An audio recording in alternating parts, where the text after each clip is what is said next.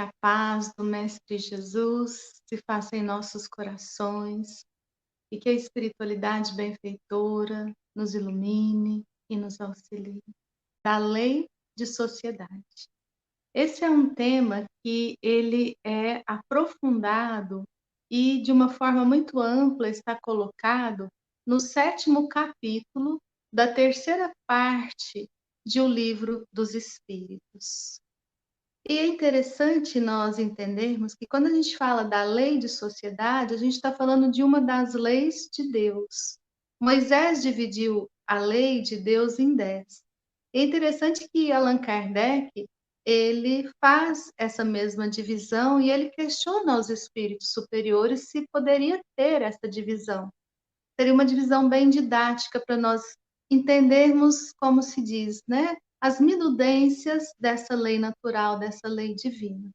E os espíritos superiores dizem que não há nenhum problema em nós dividirmos a lei assim. Mas é interessante que eles colocam que nós podemos dividir de outras formas também, desde que a gente entenda que dentro dessa divisão, a mais importante é a lei de justiça, de amor e de caridade. E por que nós escolhemos, então, da lei de sociedade? Porque quando nós falamos em sociedade, nós estamos falando na nossa convivência familiar, na nossa convivência onde quer que nós estejamos trabalhando, onde quer que nós estejamos reunidos em instituições religiosas, voluntárias, seja onde for, nós temos uma vida de relação, de relacionamento.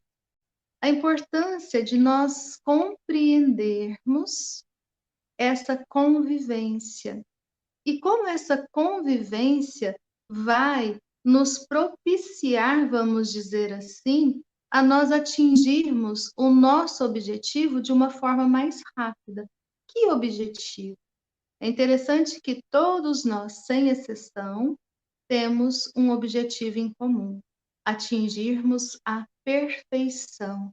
O que é essa perfeição? É o ápice da intelectualidade, do conhecimento e também da moralidade, dessa prática, vamos dizer assim, do bem proceder, a prática do bem. E a doutrina espírita, ela é muito rica em nos trazer conhecimentos sobre quem somos nós. Quando nós nos questionamos de onde nós viemos, para onde vamos, por que nós sofremos, por que nós estamos neste planeta, as respostas que os espíritos nos dão, sempre interligadas à mensagem do Cristo Jesus, porque quando nós estamos falando dessa terceira revelação do Espiritismo, é um reencontro nosso com Jesus, com os seus ensinamentos. E o que nós vamos perceber, então? Que todos nós, sem exceção, fomos criados simples e ignorantes, no sentido de sem experiências, no sentido de perfectíveis.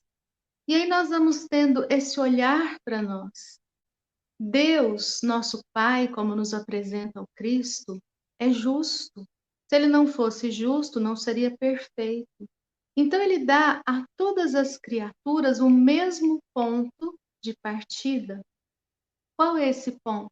Esse ponto chamado simples e ignorantes, ele quer nos dizer que todos nós vamos ter esse início numa jornada evolutiva para atingirmos a perfeição, que Jesus nos ensina com o nome de Reino dos Céus.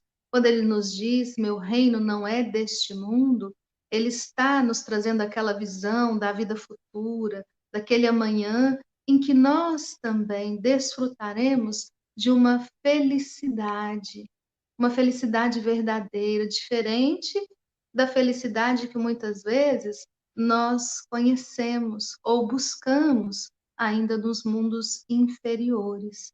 Então, se nós temos essa jornada evolutiva, esse processo evolutivo, para atingirmos essa perfeição, nós temos essa igualdade, tanto no nosso início, quanto nesse objetivo. O que vai nos diferenciar? É a nossa condição evolutiva, é o progresso intelectual, o progresso moral. E essa visão é importante para nós entendermos como o outro, como a convivência com os nossos irmãos vai fortalecer esse ensinamento de que somos uma família universal, de que somos todos irmãos. Porque para atingirmos a perfeição, nós somos os artífices, ou seja, somos nós quem temos esse trabalho de progredir, a vontade de progredir, com base na faculdade do livre-arbítrio, a liberdade que o Pai nos dá de escolhermos caminhos. Não existe um caminho, vamos dizer assim, obrigatório. Existem caminhos e caminhos que vão nos levar a esse grande objetivo, nos tornarmos espíritos puros. Quem são esses espíritos puros? Aqueles que já alcançaram a perfeição, mas que não são seres privilegiados, muitos chamam de anjos, porque se Deus os criasse já perfeitos, seriam privilegiados, Deus não seria justo conosco. Mas todos partindo desse mesmo ponto, são caminhos que vão nos levar a esse grande objetivo. Nós somos responsáveis pela nossa jornada evolutiva, mas nós não evoluímos no sentido de solitários, de individuais. Por quê? Porque as experiências que vão enriquecendo o espírito são experiências de convivência. É onde nós vamos aprendendo e expandindo. Porque quando nós falamos nessa perfectibilidade, não somos criados perfeitos, somos criados perfectíveis. O que isso significa? Significa que nós temos todas as condições, estão em nós, toda essa potencialidade desse espírito imortal já está conosco. O espírito Fenelon, no item 9 do capítulo 11 do Evangelho segundo o Espiritismo, ele traz uma mensagem belíssima que todos nós, desde os mais evoluídos, os espíritos, né, vamos dizer, perfeitos, da mais elevada ordem, até aqueles espíritos mais inferiores que estão sendo criados nesse instante, todos têm essa centelha divina gravada em si.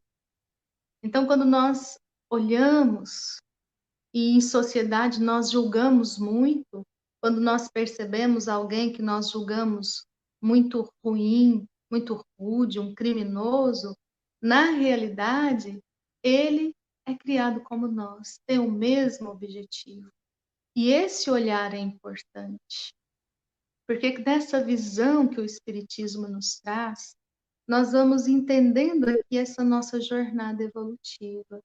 Então, nós, quando falamos nessa liberdade de escolhas, nesse livre-arbítrio, nós vamos aprendendo a cada encarnação. E aqui a gente vai fazer um parênteses para nós entendermos esse nosso processo evolutivo. Quando Jesus nos disse, meu Pai trabalha até hoje, o que ele está dizendo? Que o Pai, Deus, inteligência suprema, Criador, causa primária de todas as coisas, ele cria constantemente.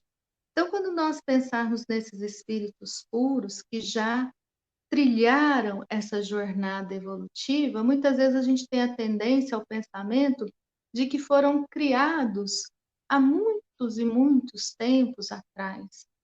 É uma visão correta? Sim, porque aquele que está sendo criado nesse instante, ele está iniciando o seu processo, iniciando a sua jornada evolutiva. Mas o importante é nós compreendermos que não é o tempo em si, é essa liberdade de escolhas que nós temos.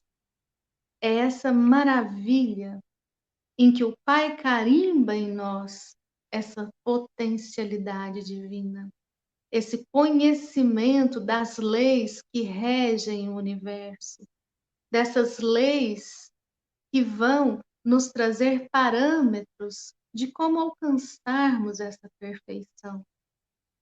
Por isso, nós podemos entender que há espíritos que foram criados desde todos os tempos e que muitas vezes, por escolhas erradas, o que seriam as escolhas erradas?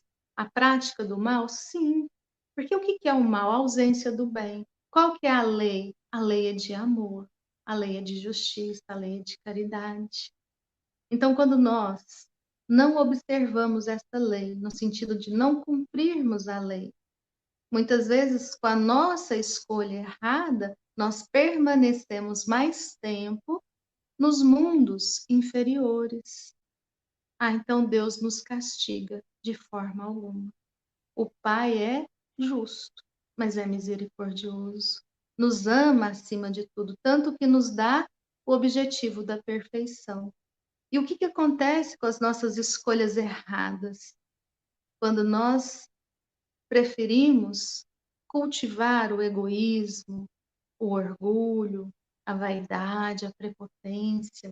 Quando nós mergulhamos na matéria e entendemos que o mundo material é o mundo verdadeiro, deixamos a nossa essência espiritual de lado. Nós escolhemos caminhos errados, vamos demorar mais.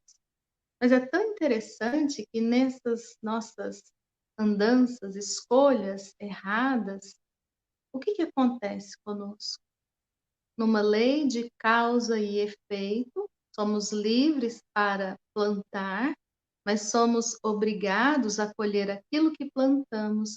Nós vamos tendo o conhecimento, a experiência. E muitas vezes a gente conhece uma professora chamada dor. Conhecemos o sofrimento. Não é castigo de Deus, é uma proteção divina. Por quê? Porque a dor desperta o nosso ser, desperta a nossa consciência. Quantas vezes nós vamos elevar o nosso pensamento a Deus, fazer uma oração mais verdadeira, mais profunda, quando nos encontramos em situações difíceis? É aquele momento em que nós ficamos mais introspectivos. Quando a dor bate à nossa porta, o que ela vem dizer para nós?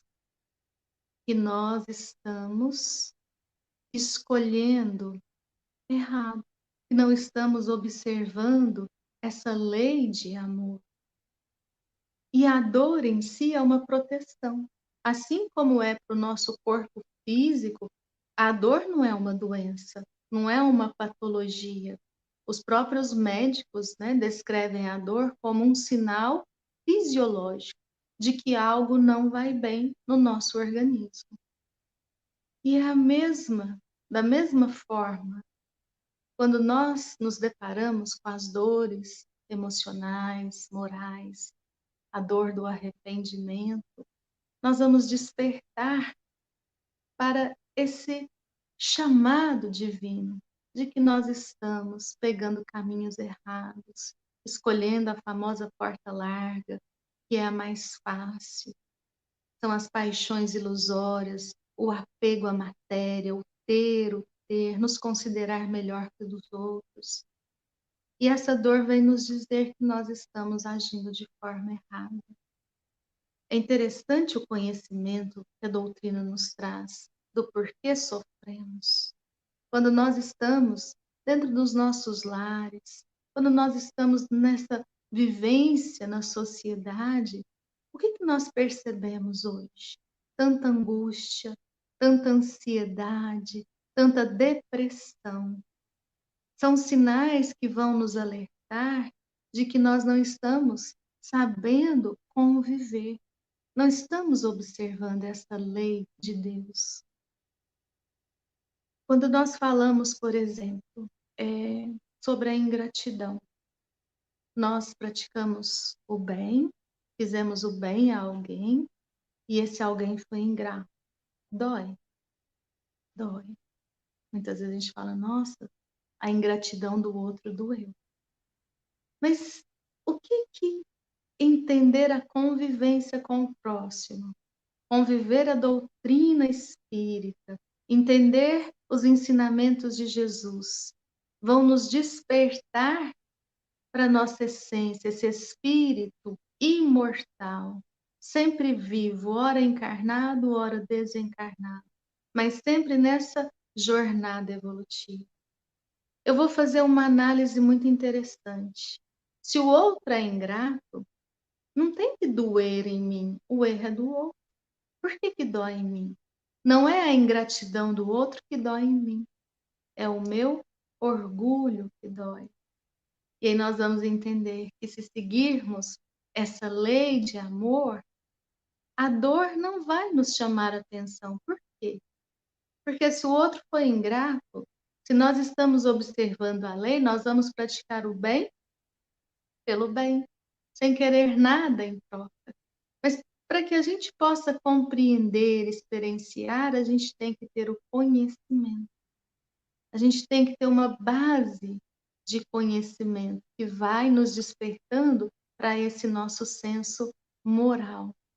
E é tão importante nós entendermos que a gente vai aqui usar o ensinamento do Cristo. Há várias moradas na casa de meu Pai.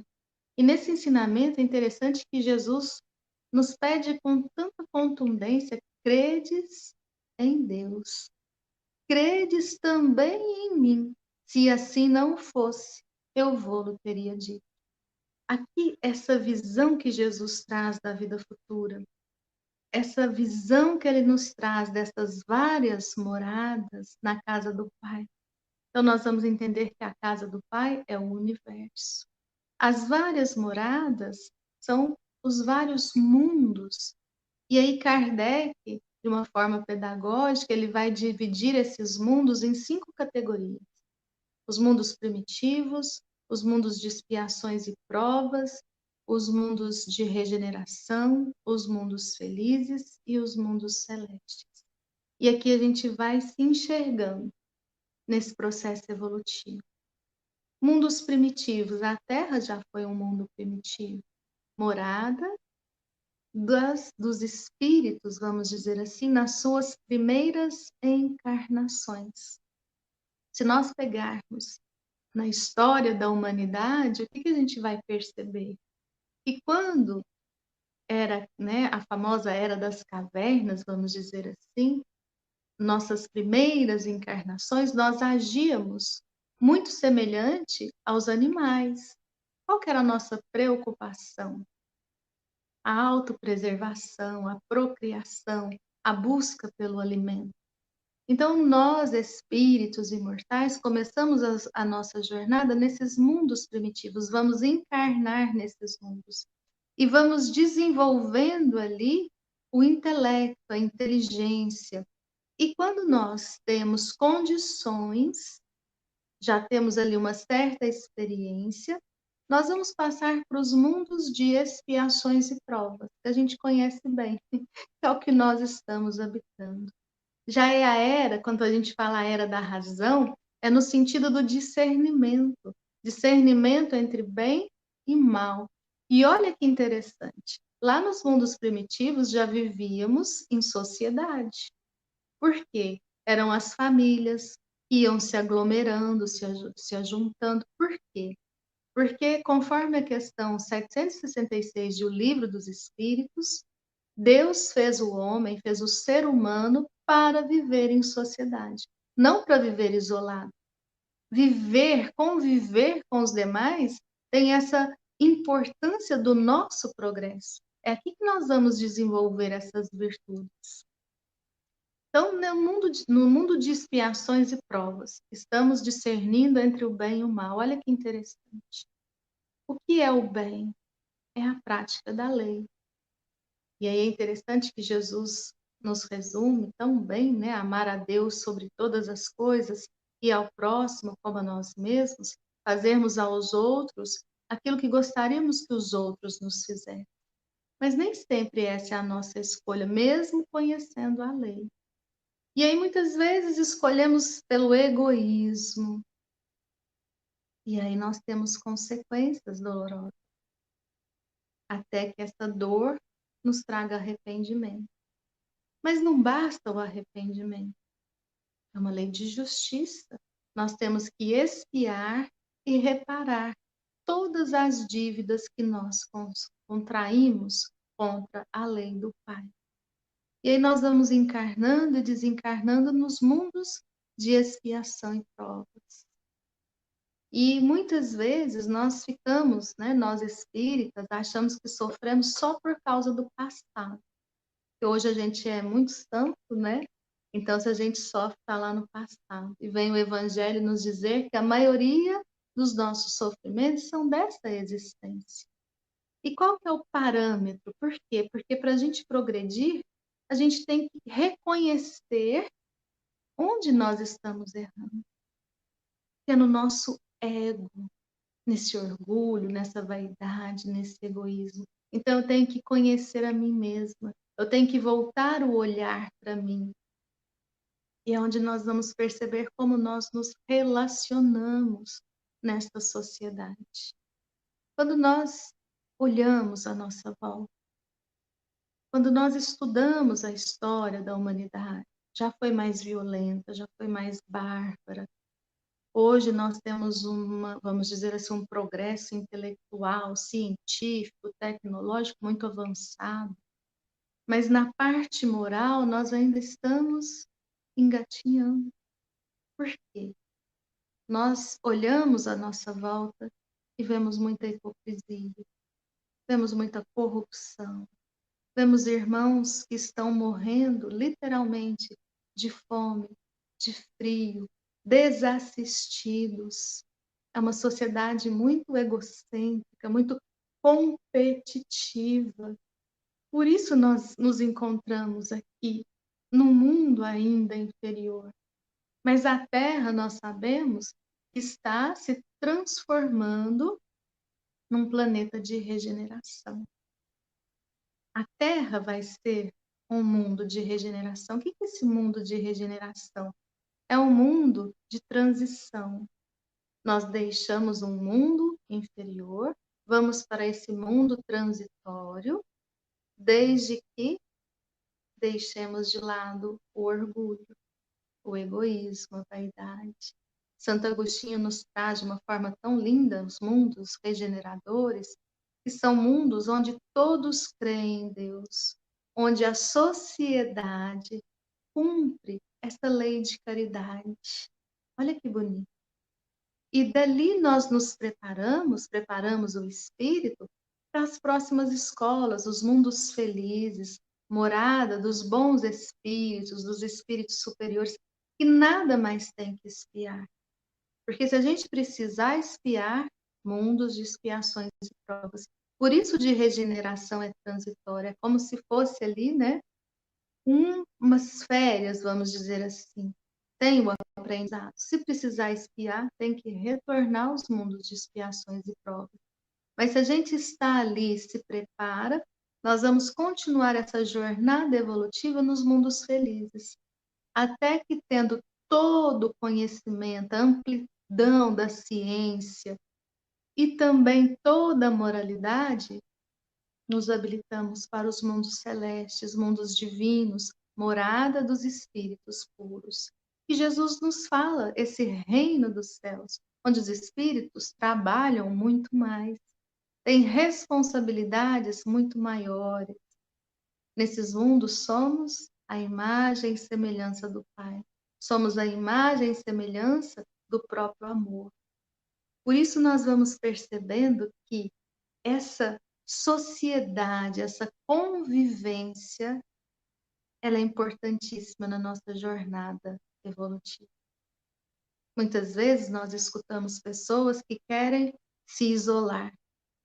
Então nós vamos nos isolar da maldade. Não vamos mais conviver com as pessoas impuras. Nós não vamos evoluir.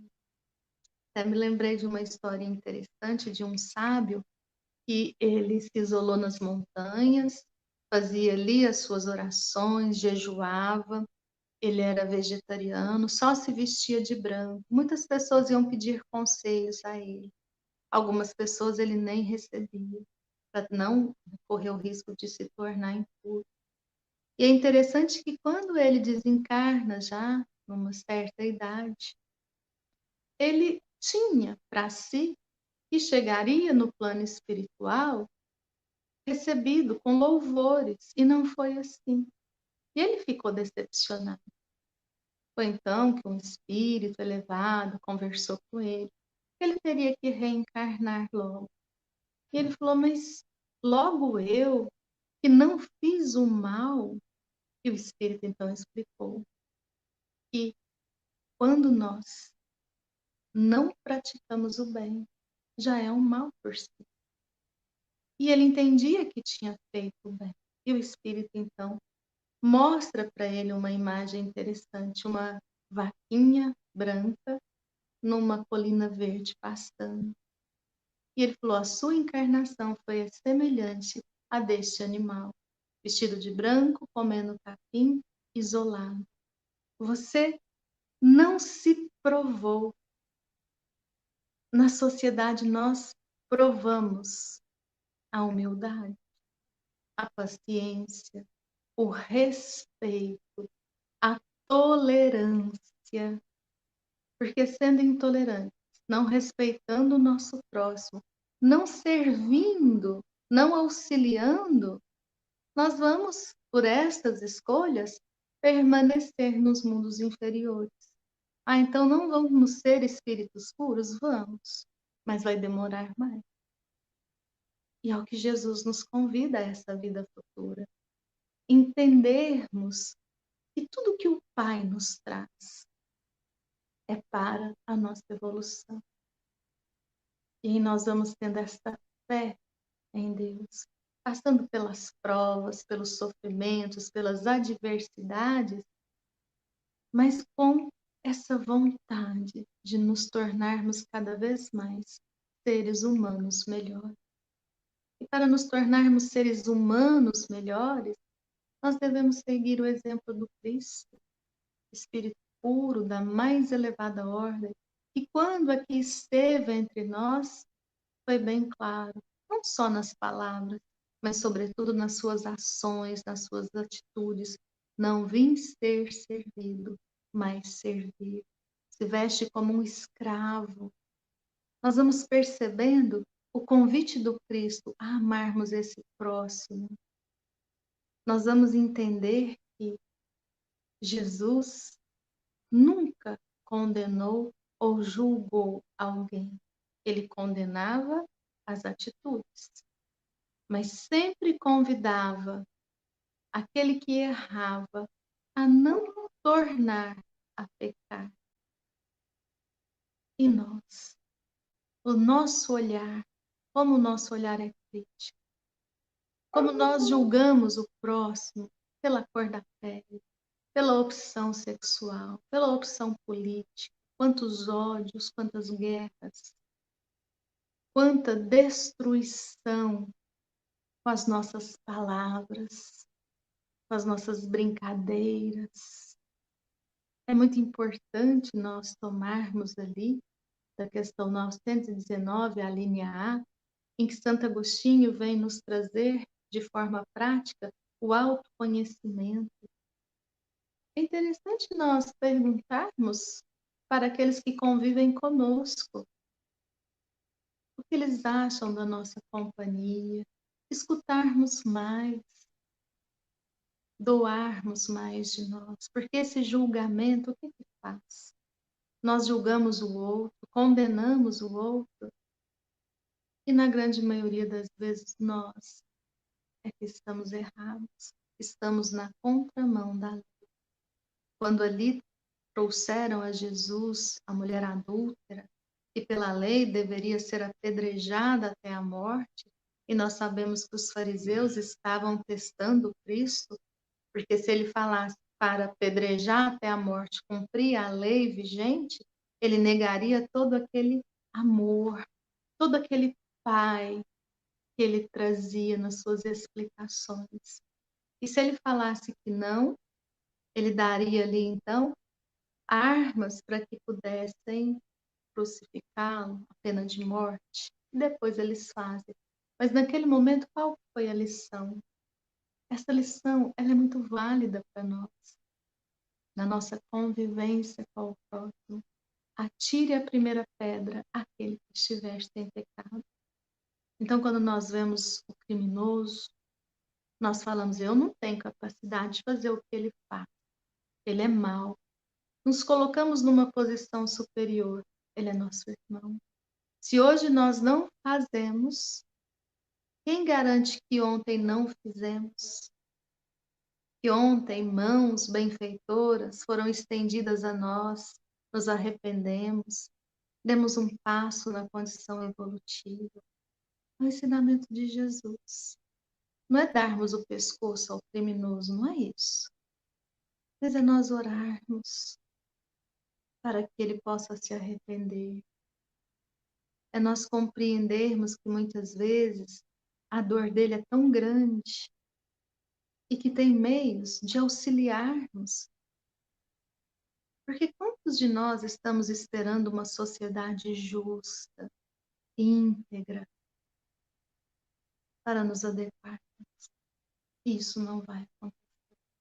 O progresso coletivo depende do progresso individual.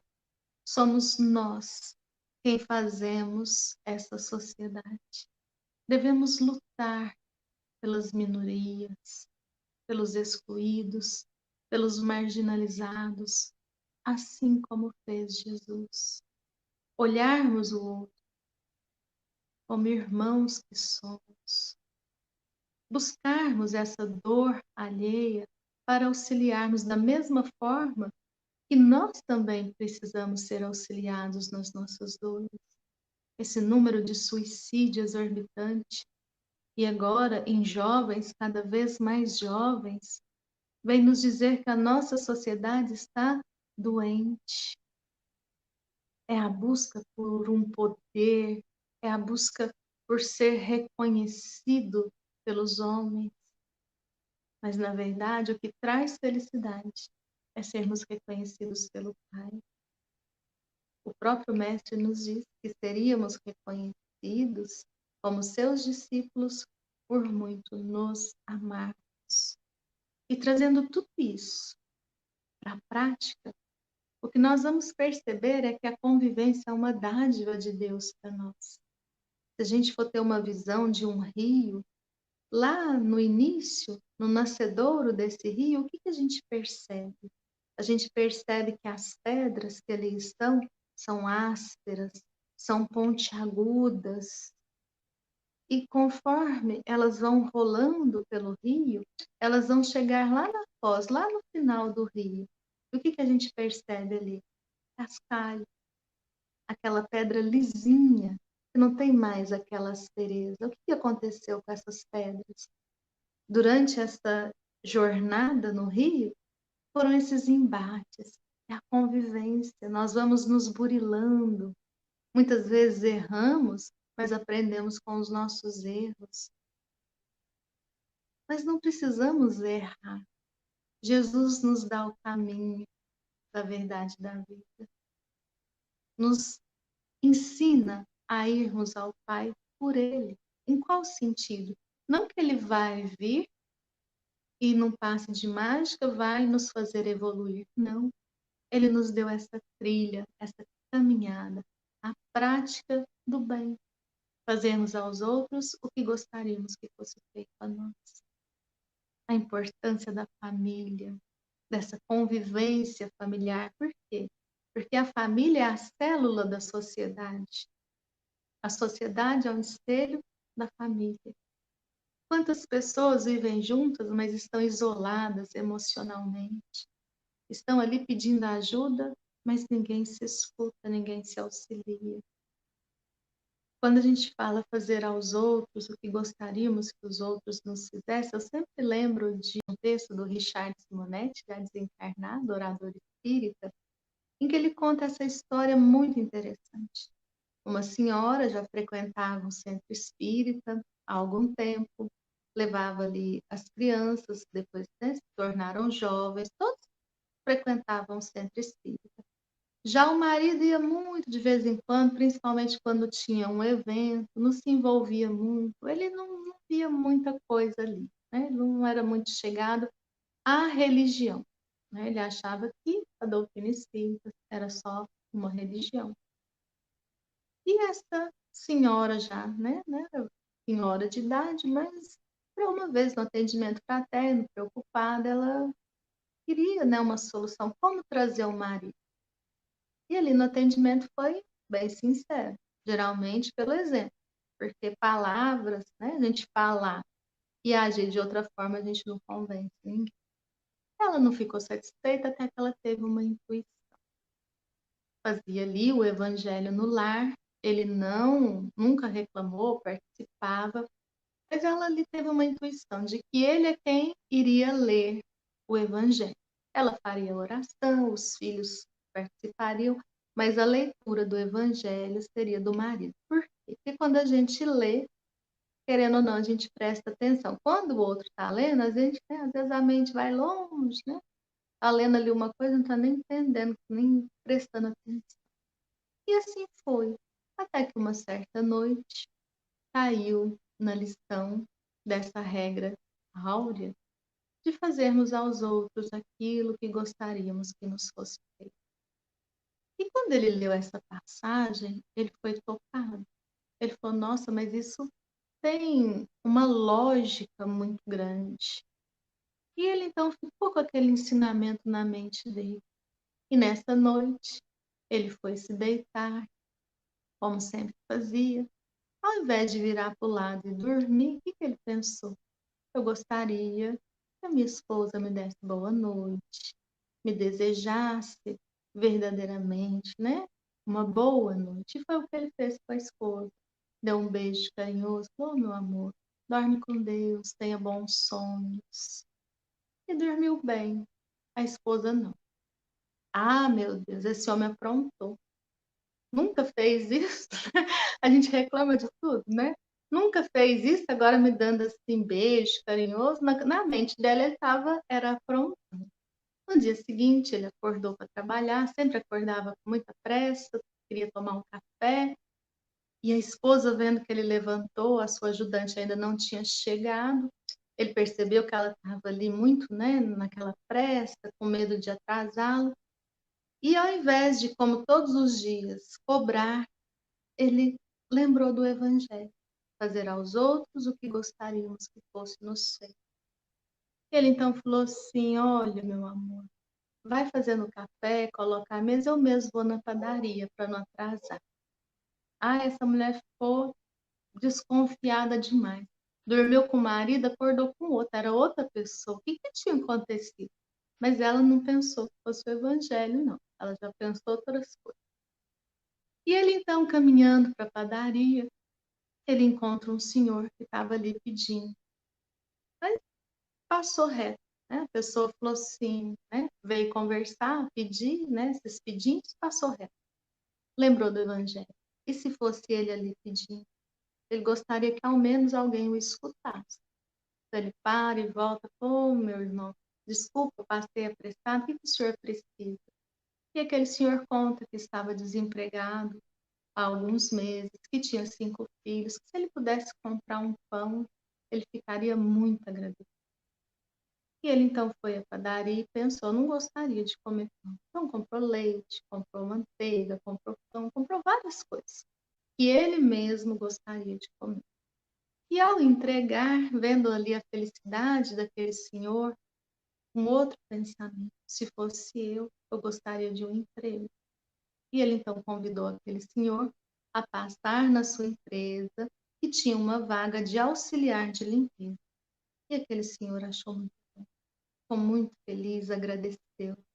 E ele então voltou para casa tão feliz, tão leve. Há quanto tempo ele não sentia essa felicidade? Ele nem sabia de onde vinha. E ele então vai para sua empresa. Ali chegando, o gerente o comunica que iria despedir a secretária, porque ela não trabalhava mais direito, ela estava muito omissa. E ele então concorda, porque essa parte era da gerência mesmo, até que ele fala, mas e se fosse eu? Eu queria ser escutado. Ele chama a secretária, escuta que a sua mãe com câncer não podia dormir sozinha, ela passava as noites em claro no hospital e ia para a empresa. E realmente ela não estava rendendo, não estava sendo uma boa funcionária e pede desculpa. E ele então combina com ela que daria férias remunerada, que ajudaria ali no hospital, e ele, né, faria ali de uma forma que ela pudesse contar com a empresa. E acabando o expediente nesse dia, voltando, né, na hora do rush, no trânsito, ele sempre xingava, brigava, estressava. Ele estava no mesmo congestionamento, com um sorriso nos lábios.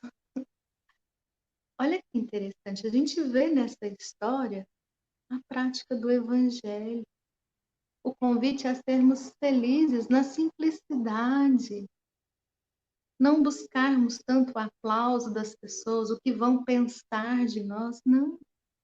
É deixarmos aflorar essa nossa essência, quem nós somos realmente, a riqueza da alma, do espírito, a riqueza imperecível de amarmos o próximo como a nós mesmos. É um outro ponto importante.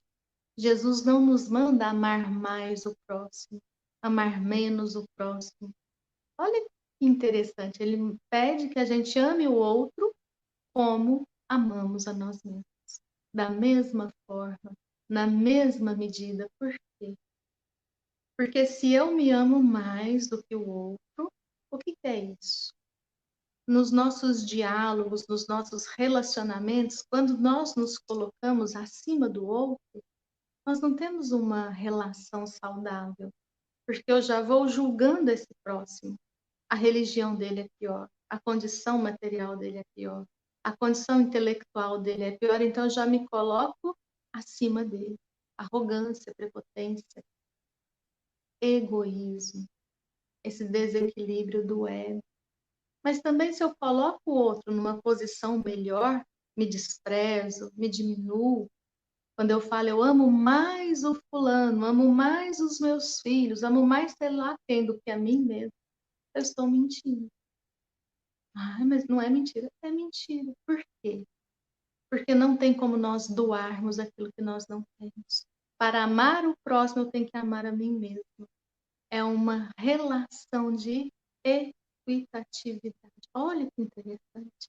Me lembrei de um exemplo, né? Quando a gente fala de amar o próximo, é comparado a um forno. Quando nós temos um forno desligado ou em baixa temperatura, a gente vai se aproximando do forno, a gente encosta nele e não sente nada. Se nós pegarmos um forno numa alta potência, numa temperatura muito alta, nós nem conseguimos encostar nele, porque a gente vai queimar a mão. Ao nos aproximarmos, nós já sentimos esse calor. Nós só doamos aquilo que nós temos, esse calor humano. Ah, mas eu não tenho tanto amor para dar. Temos sim, mas nós temos que exercitar. Nós temos que, nessa convivência, nessa sociedade, fazermos o melhor para o outro, não em detrimento de nós, com essa consciência de que a caridade é o amor em ação. E muitas vezes nós somos indiferentes, nós nos negamos a olhar a dor do outro e as consequências aparecem nas nossas angústias, num peso que muitas vezes nós nem conseguimos definir. Eu gosto muito de historinha, me lembrei da história do rato na fazenda. O casal chega do supermercado e ali no buraquinho da parede o rato todo animadinho vai ver o que tinha para ele poder comer à noite. E quando ele vê sair ali da sacola uma ratoeira, ele ficou desesperado. O que o ratinho fez? Foi lá na galinha e falou para ela que eles tinham comprado uma ratoeira. E a galinha então falou: nossa, que coisa triste para o senhor, mas não tenho o que fazer, o que eu vou fazer? Esse o que eu vou fazer, como se diz, né? Não me diz respeito, nem aí, o problema é seu. Quantas vezes a gente age assim? Ou então, a gente age como o porco, porque o ratinho foi lá no porco e o porco ali se condoeu com a situação, falou que ia orar pelo rato, que ele estaria nas suas orações. Muitas vezes a gente tem esse verniz da educação, parece que nós estamos escutando o outro, vamos orar, porque a oração verdadeira é uma ação de caridade. É orarmos no sentido de escutarmos, de auxiliarmos, de termos ali ideia da dor do outro não ser indiferente a nós. E muitas vezes nós agimos como a vaca, porque quando ele vai até a vaca, ela fala: nossa, uma ratoeira, ai, será que eu corro risco? Não, acho que não. Quantas pessoas agem assim no bullying, agem assim no sentido de espizinhar, de ferir? E o que acontece? Nessa mesma noite, a mulher do fazendeiro escuta a ratoeira e, achando que pegou o ratinho, quando ela se aproxima, a ratoeira tinha prendido a cauda de uma cobra venenosa e a cobra pica essa senhora. O marido a leva para o hospital. Ela volta medicamentada, mas com muita febre. O que é bom para a febre quando a gente volta, né? Não precisa nem voltar. Quando a gente está no hospital, a canja de galinha. Então a galinha é morta. Essa senhora não melhora. Os parentes vêm visitar, alguns amigos, e para alimentar aquele povo todo, o porco é morto. Infelizmente, ela vem a falecer.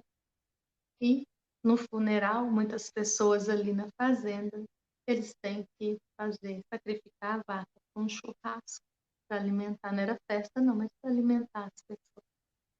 O que a gente percebe nessa historinha? Que o rato leva um problema que ninguém considera dele, mas o problema, a dor do outro, é lei de Deus, é lei de sociedade, é um problema nosso. Nós devemos pegar para nós, no sentido de auxiliarmos. Se alguém morre de fome, nós temos como auxiliar. Ah, mas eu não vou acabar com a fome do mundo. Não. Mas se nós buscarmos amenizar a fome de alguém, se nós de alguma forma auxiliarmos alguma instituição, pessoas que se organizam para isso. Quando eu penso na guerra, né, hoje tão tristes as imagens de guerra, pessoas sendo mortas, nós podemos, não no sentido só de oração, mas é no sentido de nos envolvermos nas causas sociais. E aí o Espírito Pascal, também no capítulo 11 do Evangelho segundo o Espiritismo, ele traz uma mensagem que merece ser lida na sua íntegra, porque ele vai nos falar dessa sociedade, que a caridade, que o amor destroem o egoísmo. A chaga da nossa humanidade é o egoísmo. E não adianta nós falarmos o egoísmo como se fosse algo longe de nós, julgando os nossos irmãos egoístas. Não, é percebermos que nós somos egoístas. É trabalharmos esse olhar interno. Onde eu fui egoísta? Como que eu posso melhorar a minha relação? Melhorar as minhas palavras, um simples bom dia, mas que seja carregado de fluidos positivos, bom dia. Olharmos mais nos olhos das pessoas.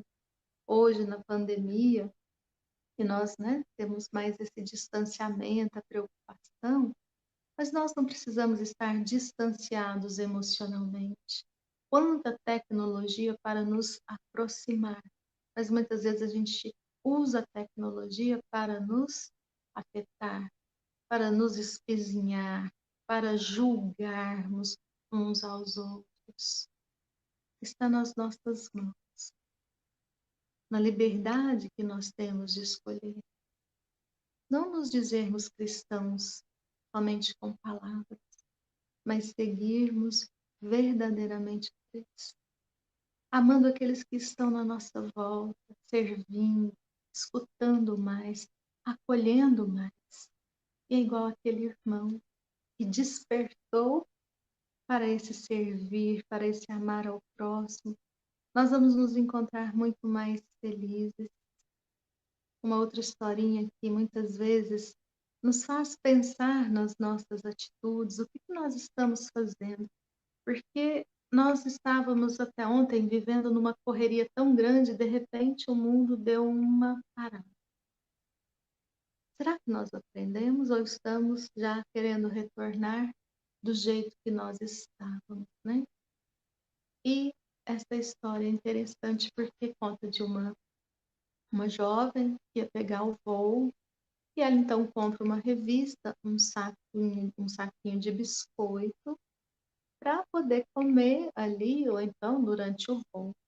E como o avião estava atrasado, ela senta, pega a sua revista e um senhor senta ali do lado dela e ela vai pegar um biscoito e ela percebe que esse homem pega o biscoito, coloca a mão no saquinho de biscoito dela e tira um biscoito e come.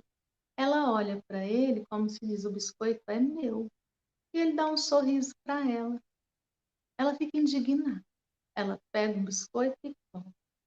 E aí ela percebe que ele pegava um biscoito, ela pegava um biscoito, ele pegava o biscoito na alegria, tranquilo, e ela pegando o biscoito indignada. Ela estava quase xingando aquele homem, ela já não estava nem aguentando mais. De repente ela olha o último biscoito do pacote. Ele não ia ter a audácia de pegar o último biscoito dela. E não é que ele teve? Pegou o biscoito, partiu no meio e deu para ela.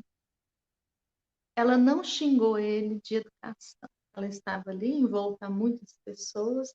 A sociedade também, muitas vezes, nos coloca freios, né? A gente, quando percebe que tem pessoas ali, a gente já não age tão naturalmente. Também serve desse freio. Só que quando ela chega no avião, que ela vai, né, tirar ali novamente a revista da bolsa, o que ela percebe? Que dentro da bolsa dela estava o seu pacote de biscoito intacto. Ou seja, ela estava com tanto ódio do homem e quem comeu o biscoito dele foi ela. E enquanto ela cultivava toda aquela, né, aquele ódio, aquela irritação, ele que estava tendo o biscoito ali, entre aspas, dividido à força, ele ainda dividiu o último, sorriu para ela. Será que nós estamos nos comportando mais como essa moça? Irritadiços, lamentando de tudo, encrencando, no trânsito, então brigamos com todo mundo, exigimos perfeição dos outros, ou nós estamos de outra forma mais tranquilos, buscando a nossa ligação com Deus, com a nossa essência, perdoarmos mais, porque também necessitamos ser perdoados, buscando muitas vezes na simplicidade desse ser, passarmos por essa escola terra. Estamos aqui de passagem. Se a terra regenerar ou não, nós podemos sair daqui como aquele que passou de ano. Numa sala de aula, nós não precisamos esperar todos passarem de ano para a gente passar. Se todo mundo tomar bomba e nós passarmos, nós vamos para essa série que vem. Mas que a gente seja aquele aluno que, quando perceber que os outros estão em dificuldade, que a gente auxilie, que a gente ajude. E assim nós vamos viver com mais leveza. Vamos viver com Jesus no nosso coração. É tão bonita a passagem em que Paulo, apóstolo, fala e ele pode falar: já não sou eu quem vivo, mas o Cristo que vive em mim. Nós possamos, meus irmãos, perceber que a lei de sociedade é uma lei de Deus, é uma oportunidade de progresso, que a convivência é uma riqueza, que assim como os outros têm espinhos, nós também temos, mas que nós podemos nos adequar uns aos outros, respeitar as adversidades, nos darmos as mãos, entendermos que para mudar o mundo, temos que mudar a nós mesmos, voltar esse olhar para nós. entendermos quem somos nós, criaturas divinas, criadas pelo amor e para o amor. E esse amor é latente em nós, que essa lei está gravada em nós. O que nós necessitamos é de um tempo, porque é um processo. Que a gente aproveite esse tempo nas várias moradas da casa do Pai. Que a gente enriqueça esse espírito, enriqueça a nossa alma, que possamos sorrir mais, não aquele sorriso de desdém, mas sorriso de gratidão. Que bom que nós estamos aqui. Estamos em meio a uma pandemia. Vamos fazer a diferença, acolher as dores, matar a fome, orar. Fazer a diferença não no sentido do reconhecimento, mas sim fazer a diferença para nós, de sermos cada vez mais a imagem e semelhança do próprio amor. E que Jesus esteja sempre conosco. Não no sentido dele para conosco, porque isso é sempre estar, mas no sentido de nós buscarmos sempre a Jesus, buscarmos sempre a empatia, julgarmos menos. Que o Pai abençoe a todos.